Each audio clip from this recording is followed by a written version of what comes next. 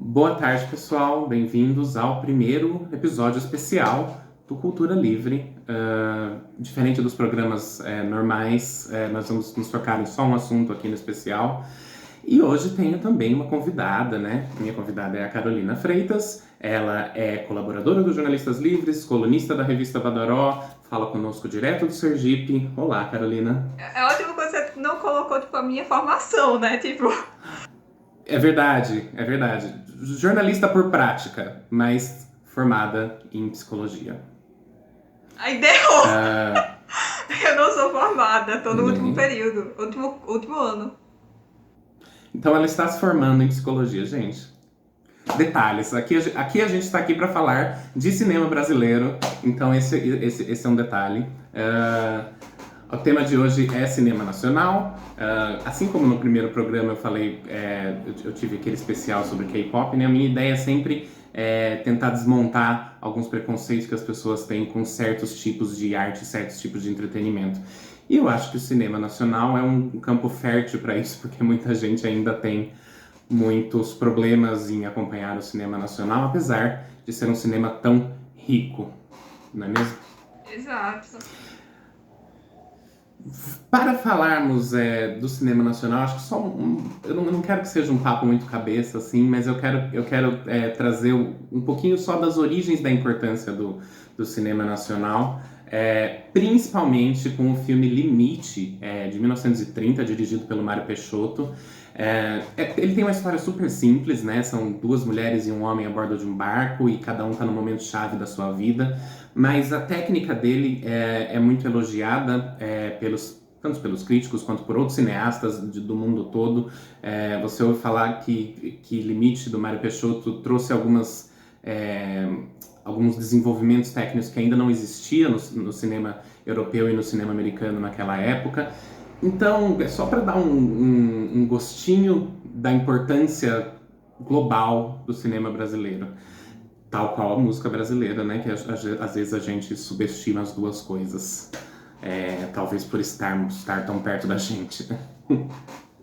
Sim, o limite. Mas, Ah, não, fale, o pode falar. limite ele tem uma questão de ser um filme muito importante do cinema nacional, por algumas listas até ser considerado o melhor filme do cinema nacional, mas entra numa problemática que ainda é persistente no Brasil, que é a restauração. Ele não foi restaurado no Brasil, apesar de ser o grande filme brasileiro. E é algo que a gente também já sofreu com outros diversos filmes que a gente vai estar sofrendo muito agora, que a gente está sem Ministério da Cultura, a gente está com desmonte na cultura em si, e a Cinemateca Brasileira está abandonada. Então, ele é um filme de importância gigantesca, um dos maiores diretores do cinema atual, que é o Martin Scorsese, o restaurou, como restaurou tantos outros filmes nacionais, mas a gente aqui, não tem a tecnologia para isso. Por vezes a gente perde diversos filmes por conta disso. Sim, e eu acho que isso abre uma questão de tipo, a gente fala. Eu comecei aqui falando tanto de como algumas pessoas têm preconceito de assistir filme brasileiro, mas eu acho que é uma questão institucional também. Se as instituições não dão esse apoio, não fazem essa restauração, essa preservação, então a sociedade também não vai valorizar, né? Sim, que a gente também é marcado por muitos governos autoritários, e governo autoritário persegue a cultura. Então a gente vai ter o limite em 1930 e em 1934, se eu não estiver enganada, a gente começa uma ditadura que vai até 1945, aí depois a gente tem outros governos muito problemáticos, até que a gente chega a uma outra ditadura que também vai censurar filmes, vai perder diversas obras anteriores ou daquela época, perseguir artistas. Então a gente tem, principalmente, a gente tem essa cultura de não valorizar a cultura no Brasil, mas a gente também tem esses problemas como é que eu posso dizer? Desses governos também autoritários, como é o que a gente está vivendo agora, que desmontam a cultura, que tentam apagar a nossa memória. Sim, eu acho que mesmo alguns dos governos democráticos brasileiros tiveram problemas muito grandes com a cultura. Se a gente for continuar a cronologia aí do cinema brasileiro, uma coisa muito importante que aconteceu foi no governo do Collor, que simplesmente não houve apoio para a cultura e houve uma queda enorme na quantidade mesmo de filmes produzidos no Brasil. Tanto que o que veio depois a gente chama de retomada, né? Porque realmente foi um apagão no meio dos anos 90 ali. Então, eu acho que por um cinema com uma trajetória tão acidentada, eu acho que até às vezes é natural ele não ser tão valorizado quanto ele poderia ou deveria. Então, aí eu vou pagar um pouco do aspecto histórico. Durante a época da ditadura militar, eu vou chamar de ditadura porque a gente tá no Jornalistas Livres, e mesmo se não tivesse, eu não ia colocar não ia estar no espaço que eu não pudesse falar que foi ditadura, né, a ditadura. Acaba tendo vários problemas, né, com o cinema, e é criada a Embrafilme, que tipo, sempre tá sem recursos, sempre muitos problemas naquele meio, etc. Mas, enfim, tinha a Embrafilme que ainda fazia filme às vezes, de algumas formas um pouco até meio tênues, etc. Só que a gente sai do governo militar em 85, mas a gente sai falido. A gente sai falido em vários sentidos, e no econômico também.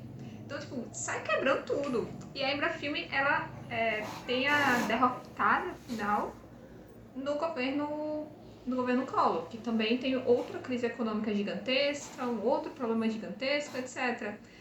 E aí acho que ela fez em 92 ou 93, tipo, já estava sem fazer filme nacional naquela época, porque não tinha recursos, e é algo que não era tão valorizado.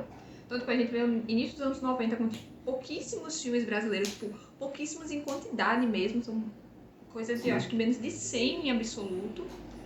Aí, só quando começa a se estabilizar, que a gente tem já o plano real, a gente volta a fazer filmes. E aí investe na cultura brasileira, é criado leis para isso e tudo mais.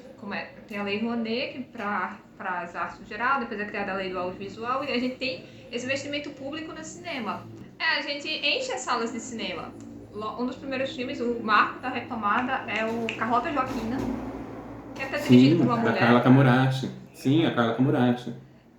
Eu ia pontuar exatamente isso, da retomada ter sido muito construída por diretoras mulheres, porque a gente teve a Carla Camurati e a Daniela Thomas e a Katia Lund, então nomes muito importantes que, assim, né, tal qual acontece até no cinema norte-americano e no cinema de outros lugares do mundo, são preteridos em relação aos diretores homens, que são lembrados como os heróis aí da trajetória histórica do cinema. Sim, acho que pra fechar isso, tipo, o Carlota Joaquina, ele é vendido muito como um filme educativo, então, tipo, é um negócio meio de guerrilha, ela vai de porta em porta de escola vender o filme e o filme vende.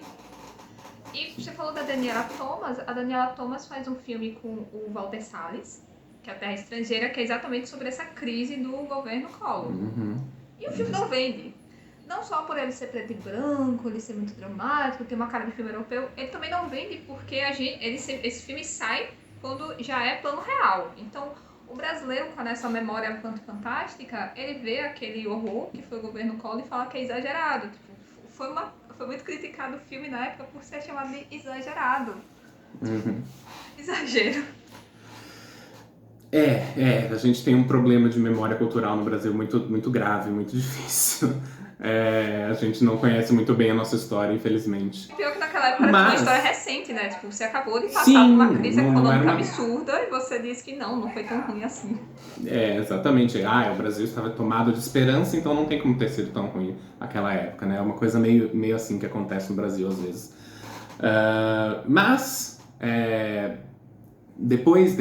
Durante até a retomada, a gente tem aí a ascensão dos blockbusters nacionais, que são as comédias do mainstream aí.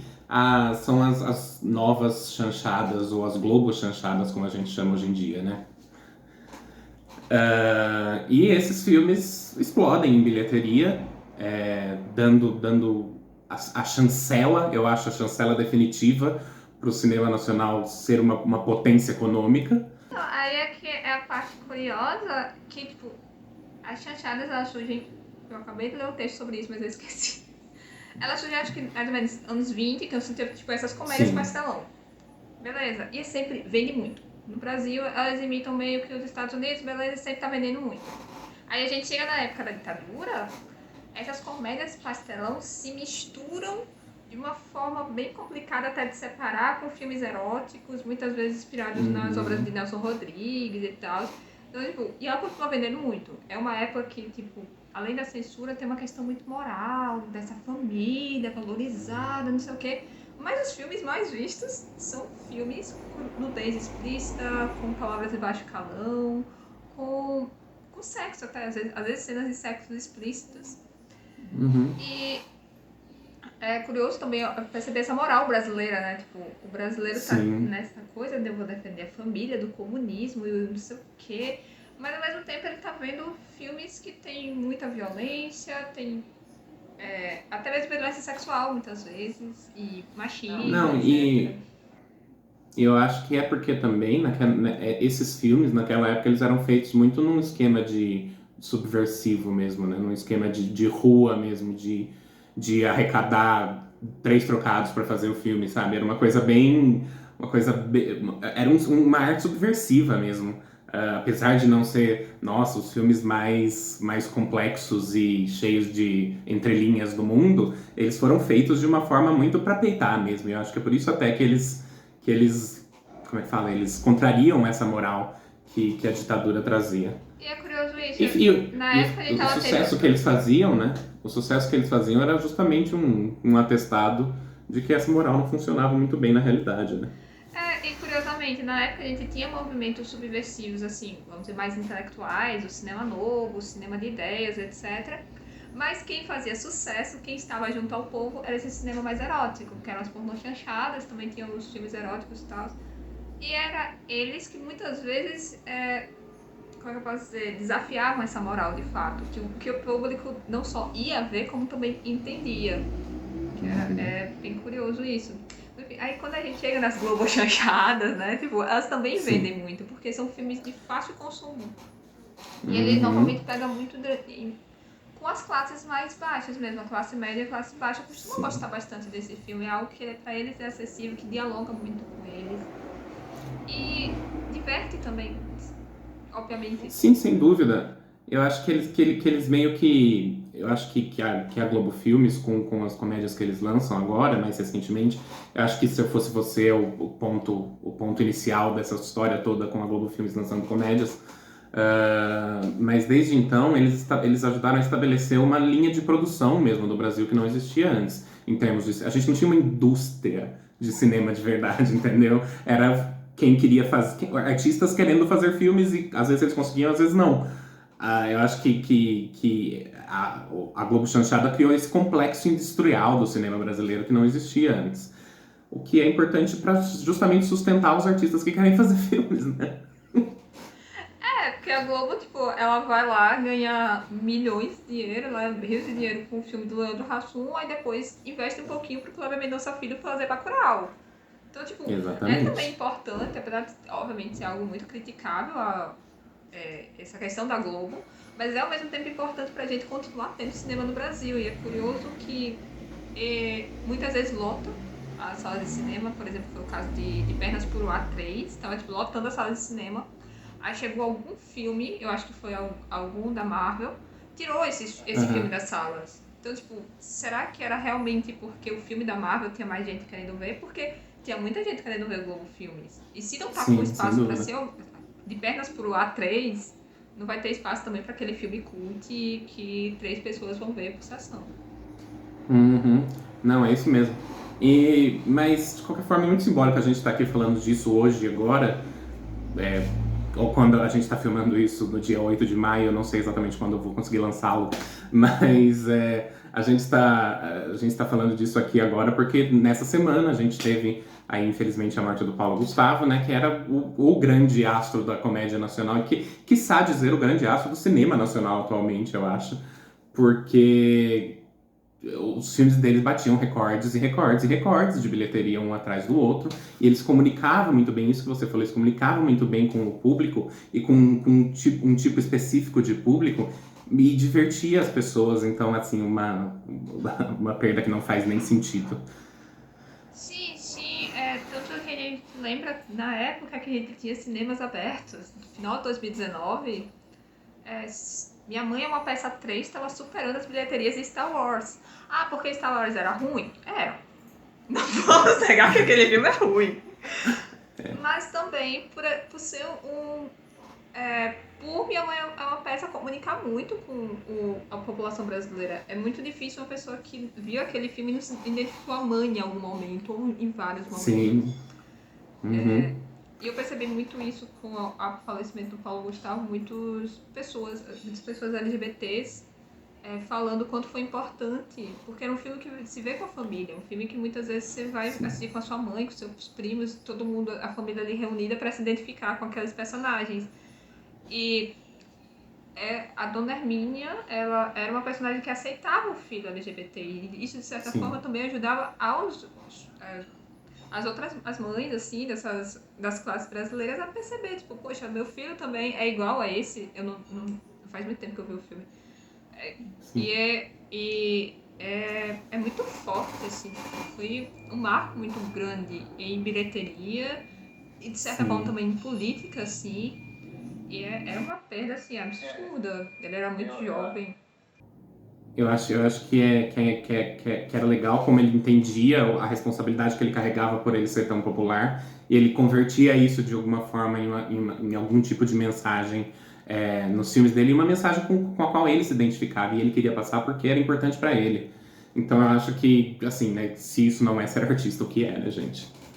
Bom, e depois desse histórico todo, chegamos aos dias atuais e aos tempos mais recentes aí, e percebemos que o Brasil tem uma variedade muito grande de produções em vários gêneros, feitos em vários cantos do Brasil, com vários formatos. E eu sinto que essa é algo que às vezes pode surpreender as pessoas, porque uma coisa que eu escuto sempre é tipo, todo filme brasileiro é a mesma coisa. É sempre esse o argumento que eu escuto, principalmente do pessoal mais velho. E daí eu fico, não é, sabe? Tem muita coisa muito diferente no cinema brasileiro. E nós vamos dar algumas diquinhas em alguns gêneros diferentes aqui. Eu acho que a gente tem que começar, porque até agora a gente está falando de um histórico do cinema brasileiro. Naturalmente, ele acaba se focando muito no eixo Rio-São Paulo, porque por conta de desenvolvimento econômico e até preconceito com coisas que não são produzidas no eixo Rio-São Paulo. Rio era capital, né? Aí virou capital cultural também. Sim, o capital cultural. Mas existe muito cinema nordestino e o cinema vital no Nordeste existe. Muitos diretores importantes da história do cinema brasileiro estão no Nordeste, né? E eram do Nordeste no passado e estão no Nordeste hoje em dia. Nós temos nomes hoje em dia como o Kleber Mendonça Filho, o Marcelo Gomes, o Karim Ainus, o Lírio Ferreira, o Cláudio Assis. Quais filmes você acha que são essenciais para quem quer conhecer o cinema nordestino atual? Eu ia fazer uma pequena ponta, esse pequeno histórico, que, tipo, um dos maiores cineastas, se eu não me engano, o Mário Peixoto é do Nordeste, mas aí eu não tenho certeza, mas um dos maiores é nordestino, que é o Glauber Rocha, mas ele faz cinema no Rio, mesmo quando ele fala Nordeste, tá lá no Rio. Mas na mesma época tinha um cara chamado Roberto Pires, que era baiano e fazia cinema na Bahia. E é fantástico, tipo, ele tem uns filmes assim, tem o Tocar no Asfalto, que é dos anos 60, preto e branco, etc. Mas assim, é um noir que se passa na Bahia. E é sensacional. Então, tipo, a gente sempre produziu filmes, só que a gente não tava tão forte assim na academia, etc. Por causa desse foco da época Rio tinha acabado de sair como capital, etc. Tinha um foco cultural muito grande lá. Mas enfim, no início da retomada, a gente tem o Lírio Ferreira fazendo um dos principais filmes da retomada, que é o Baile Perfumado, que ele vai filmar a Caatinga verde, que é uma coisa que é pouco conhecida, mas se choveu, a Caatinga fica verde. E as pessoas acham que é só pedra, etc, né? Uhum. E nessa época também vai ter, tipo, gente do Sudeste fazendo filme aqui, né? Sim. O Walter Salles vai fazer o Central do Brasil, que se passa parte do Nordeste. Mas logo no início dos anos 2000, a gente tem um filme muito bom, que pessoalmente eu gosto muito, que é dirigido por Marcelo Gomes e com o roteiro do Karim Ainhoz, que é o Cinemas Prendas Urubus, que vai mostrar também esse Nordeste. É bom! Vai mostrar também esse Nordeste, vai ser uma road trip no Nordeste, e é muito interessante. Uhum. O Marcelo e o Karim, eles fazem outro filme também de road trip no Nordeste, que é o Viagem Porque Preciso, Volto Porque Te Amo. Que também mostra esse sertão, só que de uma forma muito mais, posso falar até, muito mais experimental. Eles gravaram um monte de imagens, assim, de várias viagens que eles fizeram. De repente, eles chamaram o Irandi Santos, que é um baita do artista, né? Artista, assim. Artista. Pra fazer uma narração em cima dessas imagens. Eles criam toda uma história a partir de, tipo, pedaços de viagens que eles fizeram. Muito interessante. Uhum. Cláudio de Assis, eu não vi os filmes. Mas ele é conhecido pelo Febre do Rato, que é muito... Faz muitos anos que eu enrolo pra ver esse filme, então, quem sabe. Eu indico porque todo mundo já me indicou, mas eu não vi. E, gente, o Kleber, assim... Então, os cineastas nordestinos, obviamente que me interessa muito a obra do Kleber também, mais recentemente, né? Mas eu tenho um negócio com a filmografia do Karim, porque eu acho que ele é um cara que já filmou em tudo quanto é lugar do Brasil, e filmes muito diferentes um do outro, e todos eles, mesmo assim, têm uma assinatura muito própria. Eu admiro muito isso nele, as diferenças entre, tipo, Praia do Futuro e Cidade Invisível. São dois filmes muito diferentes, mas muito parecidos. Eu acho que essa é a magia dele como cineasta, que eu acho muito, muito simbólica para a atual filmografia brasileira.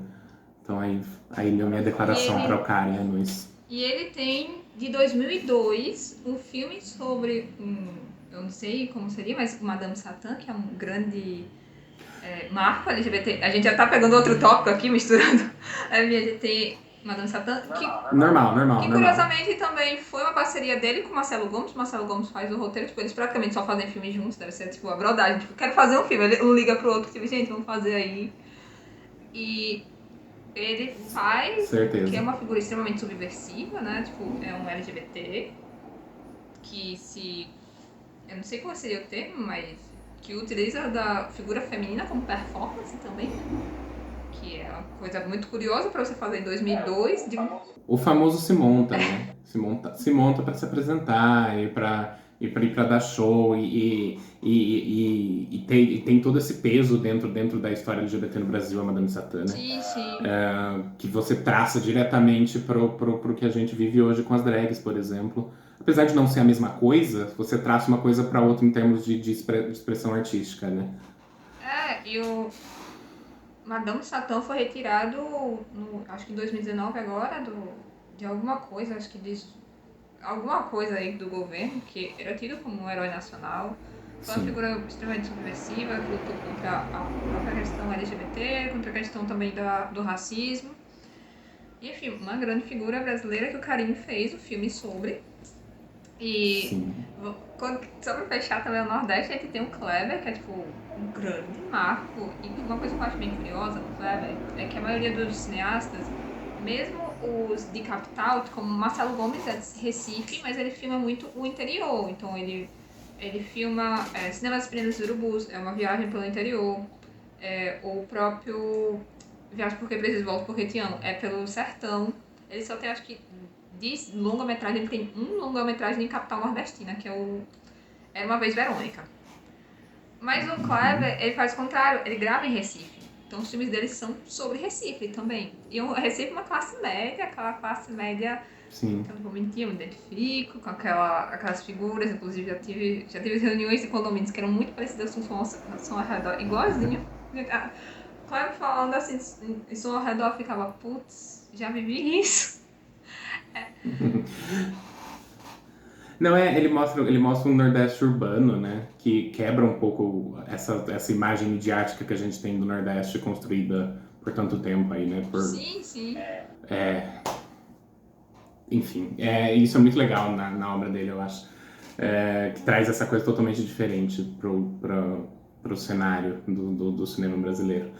Mas vamos falar de documentários também, porque... E a gente não vai falar de Bacurau, pera! Calma, mas a gente vai falar de Bacurau em breve, porque eu quero falar de cinema de ação. Ah! Quero falar de cinema de ação no Brasil, que é difícil. E eu acho que é importante a gente guardar Bacurau. Que susto! Não, Achei sim. que ia passar direto por Bacurau, gente. Jamais, jamais, jamais. Vamos falar de documentário, porque o Brasil tem uma tradição enorme de documentários, em grande parte construído pelo absurdo mestre que era o Eduardo Coutinho, com a filmografia ridícula dele, sinceramente, que construiu toda uma linguagem de documentário no Brasil e quebrou essa linguagem, depois construiu de novo, e depois quebrou de novo. Enfim, ele era um cara que nunca tava parado, nunca tava fazendo a mesma coisa, o que era a razão de ser da obra dele, a razão da obra dele ser tão grande era justamente essa inquietude, né? Eu acho curioso, Coutinho, abrindo aqui um parêntese, uma coisa que você quase não falou, mas eu faço psicologia, tá? Tipo, tô no último ano de psicologia, e eu conheci o Coutinho no primeiro ano de psicologia. Comecei por Edifício Master, aí foi Edifício, tipo, final de semana, assim, Edifício Master, Jogo de Cena e Últimas Conversas. E uma coisa que me chamou a atenção era a forma como ele dialogava com aquela população, com aquelas pessoas. Uhum. Ele era uma coisa muito... Era muito tranquilo, sem julgamento de valor, mas ao mesmo tempo muito espontâneo, muito autêntica. E eu fiquei com aquilo, tipo... Coloco de uma forma diferente, mas putz, se eu for psicóloga, como ele era jornalista, né, documentarista, tô feita, porque ele tinha uma forma de dialogar com as pessoas que ele conseguia abrir esses sujeitos, mas sem se colocar em uma posição neutra, mas ao mesmo tempo sem interferir. Ele tinha uma habilidade com o diálogo que é uma coisa assim surreal, assim. Às vezes eu lembro assim de Edifício Master e fico, meu Deus. E o que me marcou demais, eu acho que Jogo de Cena é meio que uma subversão disso, porque ele tá dialogando ali com as pessoas, mas o filme todo, na verdade, é meio que um diálogo com a gente, né? Porque ele tá brincando com a gente do que é falso, o que é verdadeiro ali, e no fim, quem tá conversando ali é você e ele. As pessoas estão só fazendo parte dessa conversa. E aí é uma coisa que eu acho curiosa, não sei se fica como spoiler, que é a cena da Andréa Beltrão. Ah, Não tem problema? sim. Mas quem não quiser spoiler, pula um pouquinho, a gente vai falar. Vai. Que fica, eu acho que é a cena que especificamente fica pra mim mais tênue do que é falso, que é verdadeiro, porque Andréa Beltrão está atuando, mas ela chora. A mãe de verdade, assim, a pessoa que realmente passou por aquilo não chora. Mas mesmo que a história fosse falsa, a emoção era verdadeira em algum nível. Porque mesmo quando você tá atuando, você se coloca um pouco de si ali. Sim. Então, até fica um pouco subversivo pra mim, tipo, o que seria verdade? Porque, de certa forma, tudo ali é verdade. Mesmo nada sendo verdade, mesmo muito poucas coisas sendo verdade. E mesmo às vezes, quando a gente tá contando nossa história, a gente tá contando uma versão, né? Então, tipo, mesmo aquelas que estavam contando algo que passou, estavam contando uma parte da própria história na versão dela. Então, tipo, a subversão de realidade ou não tá sempre ali. Eu acho que é um dos melhores filmes pra entender o que é documentário, de fato, sabe? E ele te faz pensar, tipo, quem tá atuando, na verdade, pra você simular uma emoção, você tem que sentir a emoção. Então, o que é falso aí? E pra você contar uma história verdadeira, você precisa performá-la também. Então, o que é verdadeiro ali? Você fica meio sem eira nem beira naquele filme. Essa é a mágica daquele filme. E todas as histórias são muito fortes. São muito fortes. São histórias só femininas. São. E são histórias muito banais, assim. São histórias muito cotidianas que você já ouviu da sua mãe, da sua avó, da sua tia, da sua vizinha. Mas são muito impactantes ao mesmo tempo. E elas podem ser de uma atriz global, podem ser de uma mulher qualquer, assim, que a gente não conhece. E eu acho que é difícil você terminar esse documentário se você tá, assim, esfacelado emocionalmente. Sim. Ele é bem... Ele é um baque. É um baque esse filme. Mas mesmo, além de Coutinho, nós temos outros grandes documentários na filmografia brasileira. Eu particularmente gosto muito dos documentários políticos. Recentemente a gente teve 2 sobre o impeachment da Dilma Rousseff. Na verdade a gente teve 3, mas vamos fingir que foram só 2. Que foi o processo da Maria Ramos e Alvorada da Ana Mulaerte, que vai sair agora. São duas visões totalmente diferentes e sensíveis de um capítulo da nossa história política que todos nós passamos de forma muito intensa. Então o Doc faz mais do que recapitular para você. Ele vai lá e ele te mostra coisas que você não viu. Isso é o básico do Doc, né? Mas ele te transmite coisas que você não sentiu. O Alvorada ele é mais focado na Dilma em si, né? Tem mais entrevistas com ela, mais cenas dela. O Processo, eu acho que uma das coisas que eu mais curti no Processo foi o quão pouco a Dilma aparece. Porque daí ela é super estoica e foi a forma como ela foi durante esse processo. Não o processo do filme, durante o processo de impeachment. Então eu achei que a Maria Ramos fez uma coisa interessante ali. Quais outros documentários você curte, Carolina? Eu coloquei no nosso template, inclusive, estou me guardando para quando o carnaval chegar. Você já assistiu esse? Esse não. Conte-me. É também do Marcelo Gomes, que é um diretor que eu já citei várias vezes. Tipo, gente, eu tô assim na campanha Marcelo Gomes, deixa eu te entrevistar, porque ele parece ser muito gente boa. Mas enfim. O Marcelo Gomes, ele volta para uma cidade, ele é de Recife, né? Ele volta para uma cidade que ele conhecia, ia muito na infância, que é Toritama. Ele ia muito para aquela região do sertão nordeste. E Toritama hoje é a capital do jeans. Hoje eu não sei. Na época que ele gravou o documentário, porque agora teve a pandemia, as coisas talvez mudaram. E a capital do jeans, ela é por trabalho terceirizado na indústria. Então, tipo, as casas viraram indústrias. Todo mundo na cidade trabalha pro jeans, de segunda a sábado. Domingo você descansa e pronto, é isso. Depois volta. E são trabalhos assim, 16 horas por dia, e ele vai conversar com essas pessoas, saber o que mudou. Então, tipo, a cidade mudou drasticamente, o rio tá poluído, eles não tem mais banda, não tem mais restaurante, não tem mais nada. A cidade, tipo, tá esfacelada. E as pessoas... É muito curioso, até lembra um pouco Coutinho, mas, tipo, um pouco, a forma de conversar do Coutinho, e até ele mesmo fala, ele chegou a trabalhar com o Coutinho, ele falou em algumas entrevistas que, tipo, tem essa inspiração do Coutinho, mas sabe que não chega perto, porque é Coutinho. Mas ele tem uma questão muito do conversar com essas pessoas de forma muito sincera, muito sensível. E é curioso que o discurso dessa galera que está trabalhando de forma terceirizada é que, mas eu sou o meu próprio chefe. Então, tipo, se eu quiser parar, eu paro. Mas a pessoa não para. E quando eles param, é no carnaval. Então, tipo, chega no carnaval, as pessoas vendem tudo. Tipo, as pessoas vendem a televisão, a geladeira pra ir pro carnaval. Passam 4 dias e não é tipo, não, eles vão pra Olinda e eles se divertem muito. Tipo, eles se divertem muito, mas não é aquele grande carnaval que a gente espera. Ele chega a gravar, ele não vai junto, ele pede pra o pessoal gravar, levar uma câmerazinha pequena. E assim, é ficar numa casa às vezes e tomar um banho de mar e pronto. Essas pessoas só têm essa alegria durante 4 dias. E depois retoma o trabalho, e é um trabalho muito intenso. E foi assim, um filme que mexeu assim muito comigo. Que as pessoas falando de trabalho 16 horas e é isso, e tá tranquilo. Eu achei muito curioso como ele constrói assim, o filme. Ele traz, por exemplo, o barulho das máquinas. É um barulho muito perturbador, sabe? Barulho de indústria mesmo, que tá dentro da casa das pessoas. Então, tipo, às vezes o quarto, a sala, virou uma indústria de jeans. E ele fala que se sentiu incomodado, então ele coloca uma música. Então, tipo, vai diminuindo o barulho da máquina, aumentando o barulho da música. De repente parece um comercial. Então, tipo, nada aquilo mais fica incômodo. Mas ele nunca joga de forma muito direta essa ironia que ele vê, que dá pra perceber que ele vê. E nem nas entrevistas. Então, ele entrevista pra pessoa. Eu, assim, de classe média, da capital, etc. Acho um absurdo a pessoa trabalhar 16 horas por dia. Aí fica investigando, assim, você pode parar, certo? E quais as suas expectativas pro futuro, mas nunca tem um julgamento. Nem no documentário, enfim, depois, o recorte do documentário tem um julgamento de valor. E, assim, pra mim, impactou de forma muito, assim, de odiar essa situação. Mas eu achei muito interessante esse não julgamento de valor do documentarista. E eu acho que é um documentário... Tem na Netflix, inclusive. É um documentário muito interessante. Olha só. Muito bom.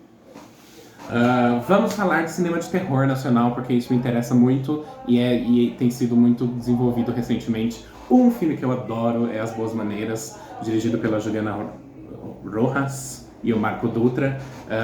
Ele é uma mistura muito doida, eu nunca vi um filme nacional tão fora da caixinha. Ele é terror, ele é fantasia, ele é musical, ele é um filme de lobisomem, às vezes ele é um romance lésbico. Ele é totalmente desconjuntado de si mesmo. O que é muito legal, porque você fica, meu Deus, pra onde isso está indo? E é bacana ver o cinema nacional fazendo fantasia e fazendo terror, porque era uma coisa que não era muito explorado. Quer dizer, era nos filmes, por exemplo, do Zé do Caixão mas não era explorado nesse sentido mais recente. É fantástico, assim, tipo, é o que a gente não... Apesar do Zé do Caixão, que é uma figura muito complexa, assim, é uma figura também muito... que foi muito jogada do lado, assim, apesar de sua importância gigantesca, ele era muito... vai aí, faça os filmes com 50 centavos e se vire aí o que você quer fazer. E ele fazia. Sim. Tá? Mas é muito interessante, tipo, que a gente vê agora essa nova exploração, tipo, e mulher fazendo esse terror. A Juliana acaba sendo um destaque bastante grande. Ela e a Gabriela Amaral, que fez recentemente o filme O Animal Cordial, que é um tipo de terror totalmente diferente, porque não tem o elemento sobrenatural, o elemento grotesco até. Ele é um thriller super urbano, são histórias de algumas noites num restaurante, tem o Murilo Benício no elenco, ele tá excelente no papel. Ele elimina essa tensão dos acontecimentos urbanos, das relações entre pessoas nas grandes cidades. E ele cria esse clima de terror, o terror da relação empregado e empregador, sabe? É basicamente isso. E é da Gabriela Amaral, outra mulher também, diretora de terror nacional. Muito bacana, O Animal Cordial. A gente também tem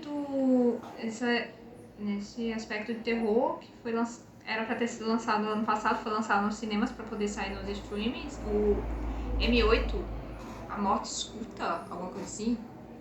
Aí. Quando a morte socorre a vida. M8, Quando a Morte Socorre a Vida, é isso mesmo. Isso. E ele fala desse terror do racismo, tipo, o horror naquele aspecto é de um adolescente, de um jovem, né, tipo, não é mais teoricamente adolescente, que acabou de entrar na faculdade, de uma faculdade de medicina, mas ele é o único negro na turma, mas os corpos ali são negros e também tem esse misto de, tipo, são corpos que talvez não sejam, não tenham completado mesmo o seu contexto de... Uhum. Como é que eu posso explicar? Porque são tiveram corpos... suas trajetórias interrompidas, algo assim. Sim, são corpos e trajetórias interrompidas, mas além disso são... Como é aquela pessoa que vai pro necrotério e que é enterrado de qualquer jeito? São indigentes. Indigentes. Ao mesmo tempo que é visto que tipo, tem vários jovens desaparecidos, tem vários jovens sendo enterrados como indigentes. Então, tipo, o terror se faz também dessa relação. Que, em parte, não chega nem a ser tão sobrenatural, assim. É muito cotidiana para algumas classes no Brasil. Tinha outro terror. Tem também o que eu confesso que eu não vi inteiro, mas o Clube dos Canibais, que faz uma ridicularização com essa classe alta, que, para brincar, faz canibalismo. Eu não duvido que a burguesia use disso mesmo, não vou... Não circulo nesses meios pra ter certeza, mas... Não vou duvidar de nada, né, no Brasil. E ele faz essa ridicularização, dessa perversão de uma classe sobre outra que é tão forte que é a ponto de uma classe comer a outra de forma bem literal. E é bem curioso, assim. Também é um filme nordestino mais urbano, que é o filme cearense. Sim. E só pra fechar as minhas indicações de terror aí, eu gosto muito do filme Morto Não Fala, que também foi lançado bem recentemente, é com Daniel de Oliveira, que é uma figura, assim, por baixo dos panos, ele é muito, muito ativo e muito importante no cinema nacional, sabe? Ele tá em tudo quanto é canto, esse cara. E ele é um filme de assombração mais clássico, assim, sabe? Porque é a história do cara que trabalha no necrotério, e ele tá lá à noite, e obviamente ele começa a ouvir coisas, começa a acontecer coisas, blá blá blá. É mais o que você espera mesmo de um filme de terror, sabe? Mas é legal que isso esteja sendo feito aqui no Brasil, porque também é um potencial de comercialização, de potencialização da nossa indústria, explorar esse lado do terror, porque o terror é um gênero super lucrativo lá para os Estados Unidos, por exemplo, porque eles são feitos com pouco orçamento e eles rendem bem. Então, eu acho que é uma oportunidade aí a gente fazer filmes de terror mais comerciais também. Ah, Eu tenho uma outra indicação de terror que eu esqueci de colocar lá na listinha, que é o Mate-me, por favor. É um filme sobre um serial killer no Rio de Janeiro. Em um bairro bem de classe média alta do Rio de Janeiro, que é até o bairro que o desgraçado mora. A família do inferno mora. Que é a Barra da Tijuca. sim. É desgraçado mesmo, presidente. E é sobre uma jovem, assim, de uns 15 anos, que ela fica obcecada por esse serial killer. Então, tipo, ela tá vivendo experiências, assim, na vida dela, e ao mesmo tempo ela está obcecada pelos serial killers e pelas mulheres que são assassinadas por ele. Então, tipo, e ela é um filme bem peculiar, assim, que ela utiliza essa curiosidade para a exploração da própria sexualidade ao mesmo tempo. É um filme, assim, minimamente curioso. É um filme que pessoalmente eu gosto muito, mas ele utiliza mais desse terror para gerar um drama. Um drama existencial de uma jovem adolescente branca de classe média. Isso acho um bom filme, assim. E ele é um filme LGBT também.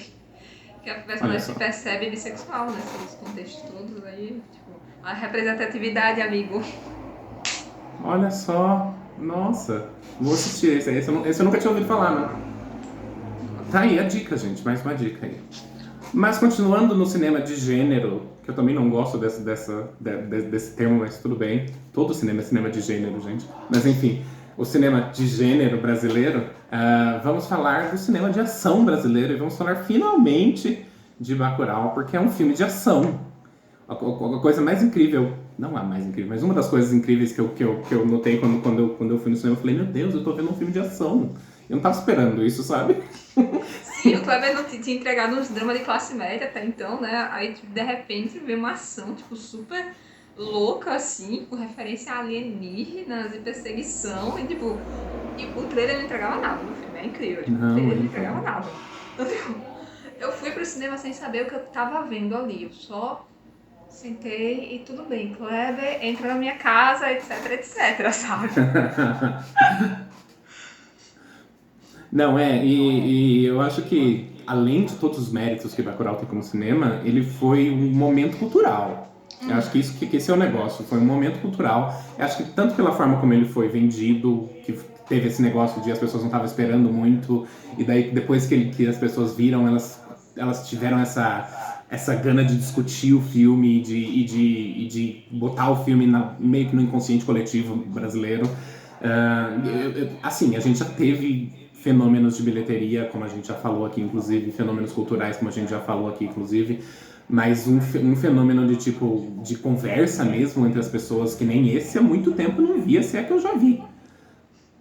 Sim, é bem curioso que o filme, tipo, ele lota sessões, assim, de pré-estreia. Ele teve 2 pré-estreias, 2 semanas de pré-estreia, então, tipo, isso é muita coisa para um filme brasileiro.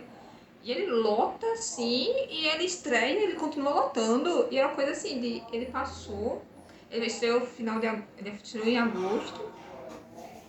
Eu não lembro, eu lembro a data, eu lembro que foi em agosto. E coisa de, tipo, janeiro, fevereiro, ele tava terminando de sair dos cinemas brasileiros. Sim, Tipo, cidades que ele não estreou, ele foi estreando e foi indo para os mais cinemas. E era assim, uma coisa de estar sempre cheio, sempre gente indo atrás ver. E ninguém, todo mundo conversava, mas quem não viu ainda, tipo, só vá e vá na paz. Tipo. E foi um fenômeno muito grande, tipo, culturalmente todo mundo via. Até eu tenho uma história curiosa que foi uma vez, tipo, início de 2020, o filme era de 2019, eu conheci uma pessoa assim no show que eu tava. Aí eu falei, sei lá o que, Bacurau. A pessoa, não vi Bacurau ainda. Eu tipo, fiquei, como assim você não viu Bacurau? Você nunca assistiu Bacurau? Como assim? Foi aí que a gente quebrou o flerte ali, etc e tal. Mas era uma coisa assim, tipo, muita gente foi ver Bacurau e muita gente foi interessada e gostou muito. O filme foi um fenômeno. E parte, sim, por ele já ter ganho o prêmio em Cannes, ter sido muito aplaudido em Cannes, mas também por ele ter ganhado esse aspecto mesmo popular. Então, tipo, quem gostava muito de cinema, tipo, já, putz, tá acompanhando Cannes, e é o Kleber Mendonça Filho, que já entregou Aquário, já entregou Som ao Redor, um baita diretor, não sei o quê. Mas quem também não tava acompanhando, tava vendo aquele burburinho e, pô, o filme massa, filme de ação, filme não sei o quê, vou assistir. E gostaram. Foi um filme que rendeu muito. E é um filme muito, muito interessante também. Enquanto cinema mesmo, é um filme muito interessante. E acho que além dessa questão também, se a gente for olhar essa parte que a gente chama de representatividade, etc. O elenco de Bacurau não é branco. A figura central, assim, o Salvador, ele não é hétero, ele é claramente um queer. Pelo menos é queer ali. Exatamente. Acho que é um canto que encaixaria muito bem o termo queer, inclusive. O Lunga, ele é essa figura. E tem, tipo, é um elenco não branco, mulheres, assim, tomando a frente. Uma mulher lésbica, né? Uma mulher lésbica na figura da personagem da Sônia Braga ali, sendo totalmente fundamental tanto para o tecido social da cidade quanto para o tecido da trama do filme. Tem também uma atriz travesti, se eu não me engano, ela foi a primeira atriz travesti que foi para Cannes, foi muito legal isso. Em termos de representatividade também. O Silvério também, ele em Cannes, ele estava vestido de drag, então, tipo, verdade. Tava lá o Brasil sendo representado como uma drag queen e ganhando prêmios, os maiores prêmios da noite. Isso, o filme, se a gente for olhar também, ele foi bastante importante politicamente. Foi. E ele é lançado numa época que a gente tá nessa tensão política, ele é catártico, né? Tipo, quando chega aquela cena X, etc, naquela barraca, você chega tirando meu Deus. Ele é bem catártico mesmo, politicamente. Mas enfim, não vamos estragar o final de Bacurau pra ninguém. Esse spoiler a gente não dá. Ainda não viu, né? Esse spoiler bom, mas enfim, né? Vai que. Esse spoiler a gente não dá. Esse spoiler a gente segura. Enfim, Bacurau é esse grande fenômeno, talvez o filme definitivo, o filme de gênero definitivo da filmografia brasileira. Espero que venham muitos mais. Quero muito cinema brasileiro de ação, pelo amor de Deus. Porque às vezes eu quero me divertir no cinema também, vendo filme brasileiro. Mas da diversão do filme de ação, vamos para uma coisa que o cinema brasileiro já é um pouquinho conhecido por fazer, que é o drama social. Mas eu acho que é interessante a gente notar como mais recentemente esse cinema se voltou para a classe média baixa, especificamente. Como a gente vê em filmes que se deram super bem, né, tanto em bilheteria quanto em crítica, mais ou menos em bilheteria, mas a gente revela. Benzinho, Que Horas Ela Volta, Mãe Só Uma, esses dois últimos da Ana Mui Laerte. Benzinho com Adriana Esteves e Karine Telles, a maior dupla já reunida no cinema nacional. Oscar Wilde no nosso coração. Nossa Senhora, minha mãe e minha tia, sabe, no meu coração. E outros filmes também que não recentemente, o último filme que eu vi no cinema antes do mundo acabar foi Três Verões, que eu vi numa pré-estreia em São Paulo, um filme da Sandra Kogut com a Regina Casé, que explora aí a vida de uma empregada de uma mansão de verão, e os donos da mansão de verão são presos por corrupção, e daí o filme se passa em Três Verões, mostrando como isso vai acontecendo, como isso afeta a vida dela, né? Regina Casé, como sempre, absurda. E o filme, acho que se encaixa muito bem nesse cinema social de classe média que a gente está vendo muito no Brasil hoje em dia. Você falou disso de último filme antes do Mundo Acabar. O último filme que eu vi antes do Mundo Acabar também foi um filme nacional, foi Fim de Festa, com Irandir Santos. Maravilhoso, assim. Que é um filme de investigação. Só que ele se centra nessa classe média meio sofrida de um policial que se separou e ele é visto como violento pela família, não sei o quê.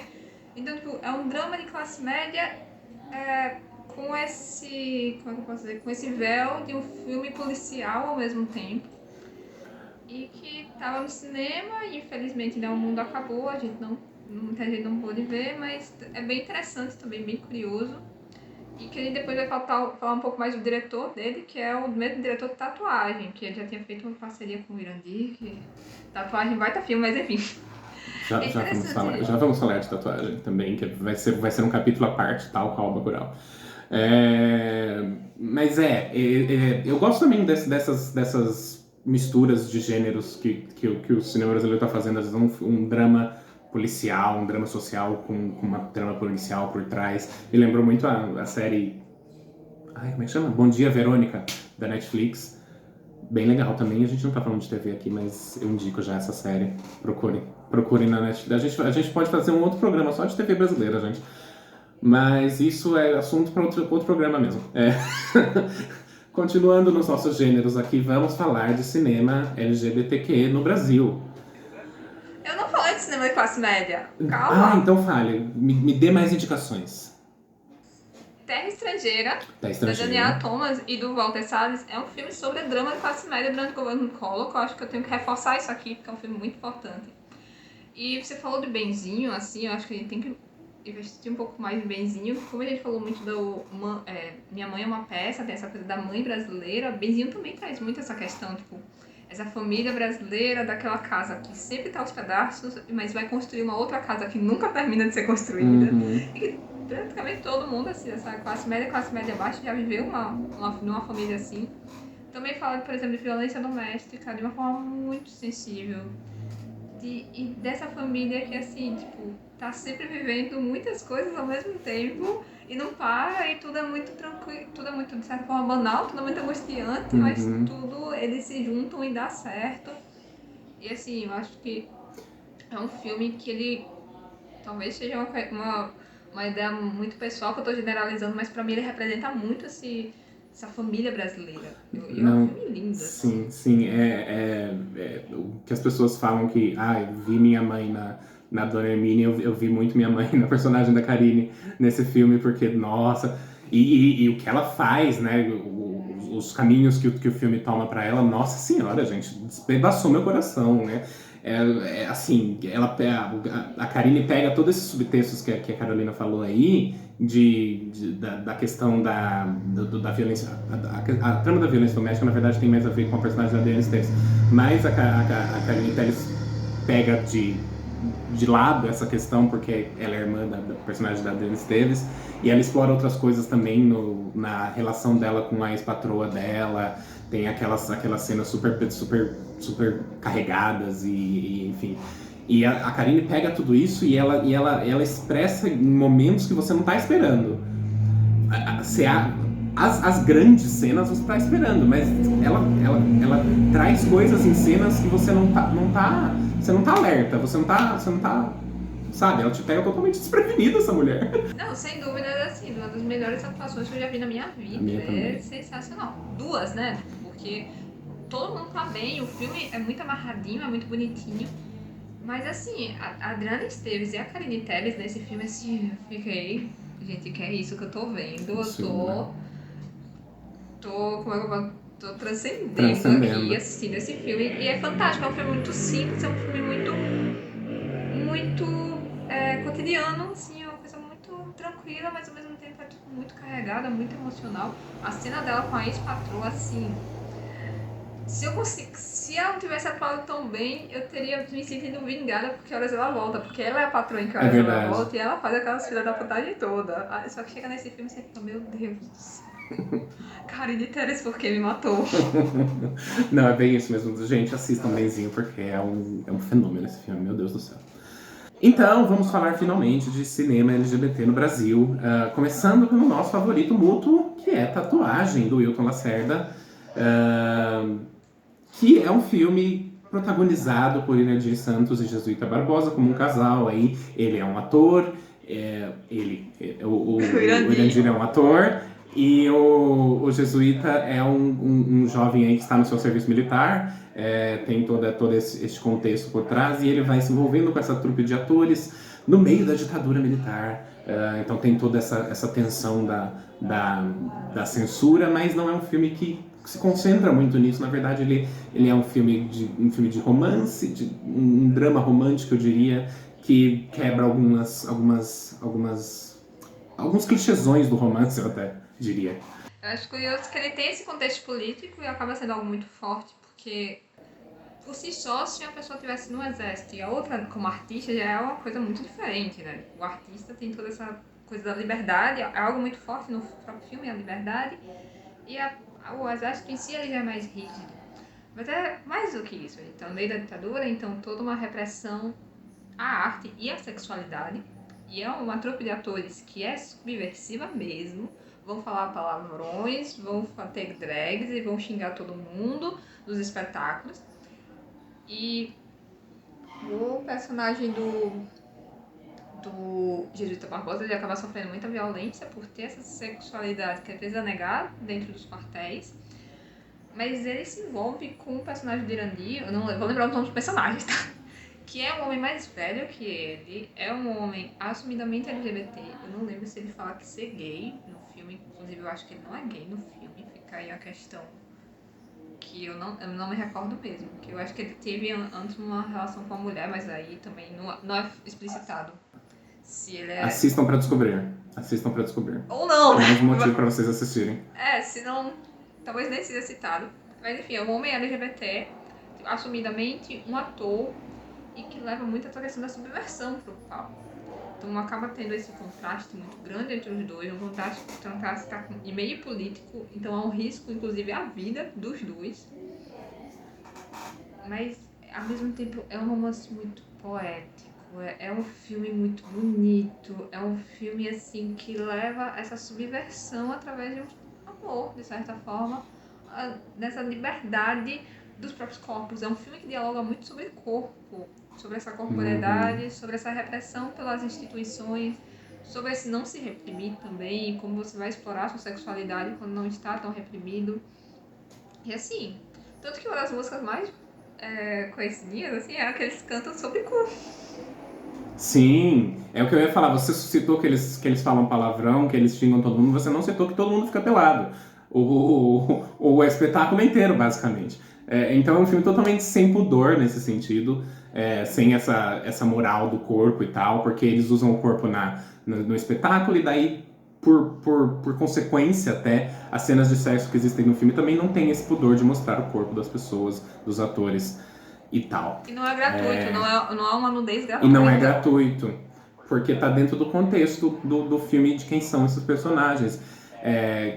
As cenas contam histórias, elas não estão ali só por estarem ali.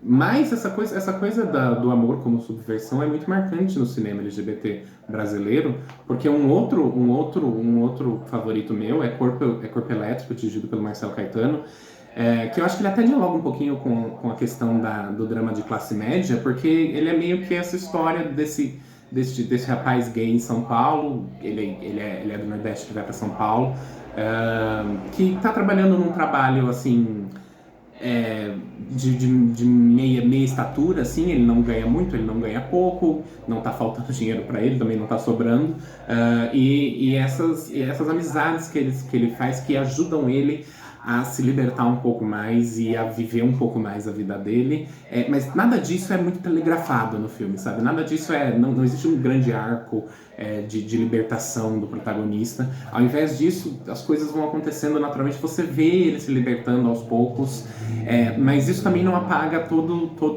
a angústia operária dele, basicamente, porque ele continua na vida dele, né? E a vida dele tem outras frustrações também. Acho que é muito legal a forma como o Marcelo Caetano fez esse retrato super honesto, de tipo, às vezes a gente já faz as pazes com a nossa sexualidade, mas nossa vida continua a mesma.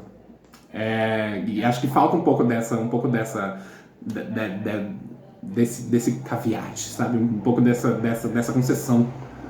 Que, olha, sim, é ótimo se descobrir, se assumir e tal, mas no fim das contas, a sua vida é a sua vida. E a vida principalmente inserida no sistema capitalista, né? Ela é sua vida, com todas as frustrações dela. Mas outra face do cinema LGBT brasileiro é o cinema LGBT super mainstream brasileiro, super bastante visto, e até eles trazem algumas tramas mais beges. O grande exemplo talvez seja Hoje Eu Quero Voltar Sozinho, que nasceu de um curta e se tornou esse longa-metragem, que até é um pouco... É o nosso Com Amor Simon, sabe? Ele é um pouco utópico, assim. Ele tem alguns... Você vê e você fica, tá, ótimo, mas Nossa, não é a realidade, né? Mas às vezes você quer fugir da realidade também. É o nosso Com Amor Simon, Hoje Eu Quero Voltar Sozinho. Mas ele é um filme super bonitinho, super fofinho. Então eu não vou reclamar, entendeu? O curto eu acho ótimo, o filme eu acho que ele tem a mesma história do curto, então parece que é o curto alongado, eu não gostei muito por isso, mas assim, vale a pena valorizar a cultura brasileira e é um filme LGBT brasileiro, também um personagem que ele tem uma deficiência, acho que ele é cego, né? Cego. Sim. E isso é bastante curioso, tipo, foi um filme que fez muito sucesso, mas que ele, de certa forma, apesar de muito próximo a um romance hétero comum, ele foge de alguns padrões e foge de forma muito sutil e sem... exatamente, talvez por não aprofundar nisso e colocar isso como um grande drama, ele merece também esse destaque e tudo mais. E a mesma coisa que o filme Alice Júnior, que saiu na Netflix no ano passado, faz com a sua personagem trans, né? Que é outro passo, um passo a mais, aí sempre uma representatividade mais difícil de se conseguir, né? No cinema em geral, quanto mais no cinema brasileiro. E esse filme foi lançado no Netflix e fez o maior sucesso, e tava todo mundo comentando quando saiu. Ou seja, super se infiltrou aí no mainstream de uma forma que era totalmente imprevista até pouco tempo atrás para um filme com essa temática, com essa abordagem, né? Tem, obviamente, outros muitos filmes LGBTs brasileiros, inclusive nós vamos deixar um link na descrição para uma listinha com 10 filmes brasileiros LGBT. Mas é legal notar que o cinema brasileiro também tá quebrando essas paredes aí para retratar bem a diversidade do nosso país, né? Sim, Alice Júnior, pessoalmente, eu assisti, eu achei muito, muito gostosinho, assim, tipo, é um filme realmente pra ser... é um filme divertido, sabe? É muito... é muito interessante que ele também dialoga muito com a nossa época mesmo, essa coisa do influencer e tudo mais. É um filme muito gostosinho, assim. Deu vontade de ir pra uma festinha adolescente. Ser adolescente no momento não pandêmico. Ah, pois é, né? Nostalgia. Mas já que estamos falando de cinema e mainstream, vamos falar de cultura pop. E vamos falar, por isso, de Daniel Rezende. E nostalgia! E nostalgia também, é verdade. Os dois principais filmes dele pegam muito essa questão da nostalgia, né? Também foi um grande sucesso e totalmente inesperado. Um é Bingo, Rei das Manhãs. Lindo, lindo, lindo. Vamos falar sobre esse filme, que também é um Ah, capítulo à parte para esses dois que vos falam. nossa, Bingo é um filme assim que mexe comigo em vários contextos, mas eu vou tentar puxar mais pro filme em si. Eu vi ele, acho que na semana de estreia, porque um amigo tinha visto o filme e tinha achado muito bom. O meu amigo tava esperando muito esse filme. E assim, pô, que interessante, né? A história de um palhaço que cheirava cocaína nos bastidores do SBT, que massa.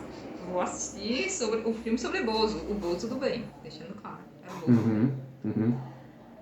E, assim, o filme ele tem uma linguagem muito próxima a essas cinebiografias mais clássicas. Ele lembra muito, inclusive, o Martin Scorsese em vários pontos.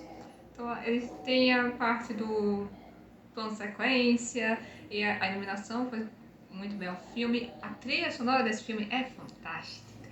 Meu Deus, a trilha sonora desse filme é muito boa. Sim. E tem aquela história, aquela coisa clássica da ascensão, queda e redenção desse personagem. Sim. Só que o personagem que a gente teve na cultura pop era um dos palhaços bobos e ele era extremamente subversivo. Ele era muito subversivo. Era coisa dele falar e fazer diversos jogos com várias piadas no palco com sexo e tudo mais. E levar a Gretchen rebolando lá no meio do palco com várias crianças achando isso lindo, batendo palma. E era algo que a gente via. A gente não, eu não sou tão velha assim, mas assim, nos anos 90 também a gente via na televisão brasileira. E são elementos muito próprios da televisão brasileira. E ele também o filme faz muitas referências a essas nostalgias nossas mesmo. Além do palhaço, a Gretchen, as músicas, a Xuxa, a Rede Globo que aparece de certa forma. E é muito curioso que a gente não tinha, pelo menos não com tanta força assim, um filme para representar algo cultural, assim. Cultural a gente tinha, né? A cultura pop. É como se a gente não tivesse cultura Sim. pop até então. E esse filme, ele traz essa cultura pop. Eu, inclusive, adoraria que tivesse exploração de outros personagens da cultura pop brasileira. Seria muito interessante a gente saber os bastidores mais disso. E, assim, é um drama muito bom. A construção do personagem, assim, a construção psicológica do personagem, que eu faço psicologia, tá? O Caio não sabe, mas eu faço psicologia. Mentira, ele sabe sim, é que ele esquece, às vezes. Esqueci, gente, acontece. Acontece. A construção mesmo é uma coisa também que é bem curiosa, a gente não... cotidiano. No cinema brasileiro a gente tem muito foco em grupos sociais, até mesmo no próprio contexto político. Ele não tem muito esse foco nos indivíduos. E esse filme é o primeiro longa do Daniel Rezende, então tipo, ele não tinha não tinha feito nada antes de longa-metragem, e ele explora muito bem, mas muito bem. O personagem é complexo, ele é profundo, não só ele, como se convivem com ele. A personagem da Leandra Leal também é bastante profunda, apesar de estar de certa forma no estereótipo daquela crente chata. Mas, gente, o filme consegue ter umas cenas assim de delírio mesmo, que são incríveis, e é lindo. O filme é lindo em vários sentidos. Em todos os sentidos possíveis, ele é lindo. Ele faz um trabalho, assim, além do trabalho narrativo super bom que ele faz, ele é um filme que pensa, muito bem pensado esteticamente, né? Você falou da iluminação, das cenas de delírio, a edição é incrível, tem todo um ritmo todo dela nas cenas que ele tá ao vivo na TV, você sente aquela adrenalina que ele tá ali ao vivo na TV, nas cenas, enfim. É um filme super bem pensadinho nos detalhes. Isso que eu admirei muito sobre ele. E o Vladimir Brista está incrível. Muito. Incrível nesse papel. Muito, gente. Incrível. Se o filme tivesse campanha, ele teria a chance do Oscar, no meu coração. Eu também acho. Com uma campanha decente, eu acho que rolava até. Acho que rolava. Enfim, ainda não tivemos. Mas tem uma outra coisa que... Você falou da parte da edição do filme. O Daniel Rezende é editor, e o primeiro longa que ele editou foi o Cidade de Deus. Então ele foi pro Oscar, tipo, no primeiro longa que ele dirigiu. Ou dirigiu não, editou. Então assim, de edição ele manjava já, e ele mostrou, quando ele fez o próprio longa, que ele manjava muito e conseguiu segurar isso muito bem. Tanto que ele, como é que se diz? Logo depois fez um contrato com quem? Com Maurício de Souza Produções, pra trazer a nostalgia mesmo, pra me fazer chorar no cinema com um filme lindo. Lindíssimo, lindíssimo. Nossa. Turma da Mônica Laços, que vai ter continuação já. Olha aí, estabelecendo franquia brasileira, tudo de bom. Esse filme que trouxe esses personagens do Maurício de Souza para o cinema. Eles já tinham ido ao cinema em forma de animação, na verdade, né? Mas trouxe os personagens do Maurício de Souza para o cinema em live action, em carne e osso. Em uma tradução que eu achei muito hábil, sabe? Porque ele não foi muito literal demais, que ficaria estranho. E não fugiu demais no sentido de não ser mais familiar. Eles fizeram de um jeito que você não se importa com algumas mudanças que eles fizeram, porque o clima tá ali, o clima que você queria tá ali. Entendeu? Então é todo um trabalho da ambientação, da direção de arte também, dos figurinos, do pessoal da maquiagem, que trouxe uma concretização do mundo que o Maurício criou, não de forma literal, mas de forma bem adaptada mesmo. Foi isso que eu apreciei mais nesse filme. Além, obviamente, de ele ter uma trama deliciosa, atores mirins super carismáticos. Enfim, é uma delícia esse filme, e mais uma forma do Brasil ampliar sua indústria, se Deus quiser, cada vez mais. Turma da Mônica, universo estendido de Turma da Mônica, eu acredito. Por favor. Filme do Penadinho em breve, eu quero. Do Chico Bento, estou aceitando. Olha só o filme de terror brasileiro que a gente precisa, o filme do Penadinho. Nossa, isso, sim. Maurício de Souza, compra aqui essa ideia, por favor. Precisamos disso, precisamos. Um filme sobre o louco, eu acho que seria excelente também, mas enfim. Nossa, a cena do louco é tão boa, né, gente? Nossa, muito E não tava na HQ. A HQ que inspirou o coisa não tinha essa cena, mas eles colocaram, encaixou muito bem e ficou muito boa.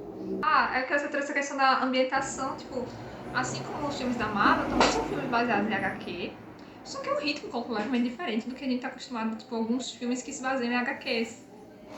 E É um outro tipo de HQ até mesmo, etc. Mas eu não entendo de linguagem de HQ.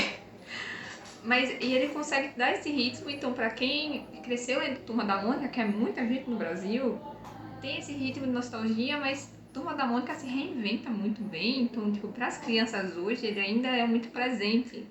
Quando eu assisti o filme, por exemplo, eu tava na sala lotada de crianças, então, tipo, era... Eu lembro que na cena, enfim, o nosso... Como é o nome daquele da Marvel? Enfim, o Maurício do Sul aparece, ia comprar com o cara da Marvel.